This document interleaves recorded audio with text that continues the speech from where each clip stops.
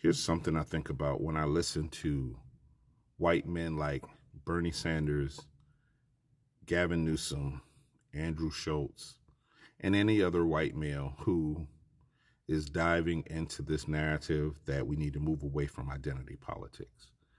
I think about the girlfriend of Philando Castile, who lives with the knowledge and the experience of watching the man that she loved get killed in front of her.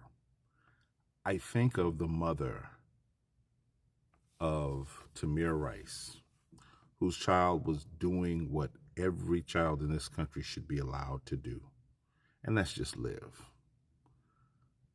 I think of Trayvon Martin's family, who did not think for 1 minute that their son going to the store, minding his business, would lose his life because somebody felt that his identity didn't belong in a place. Or Sandra Bland, who lost her life due to a traffic infraction. Or Eric Garner, who begged for his life, saying that he couldn't breathe while being accosted by New York City police officers. Or Alton Sterling, or Mike Brown, or John Crawford, or Tatiana Jefferson, or Breonna Taylor, Ahmaud Arbery, and the list of black people whose identities were used against them in order to take their life. When I sit and watch a white man who has enjoyed a level of privilege that many people will never see in their lifetime, in both Bernie Sanders and Andrew Schultz, and how dismissive and callous they are to the idea of why we even have conversations about identity politics in the first place. I think of how easy it was for white people to dismiss the collective traumas that black people are still working through from our enslavement to now. Because for many white people and non-black folks, they think that slavery ended and black folks just started working in America and enjoying the full rights and privileges. They don't ever talk about the 100 years post-Civil War, where laws were enacted and proposed that specifically targeted black folks' upward mobility, that limited our movements, that discriminated against us from enjoying and taking part in the American dream.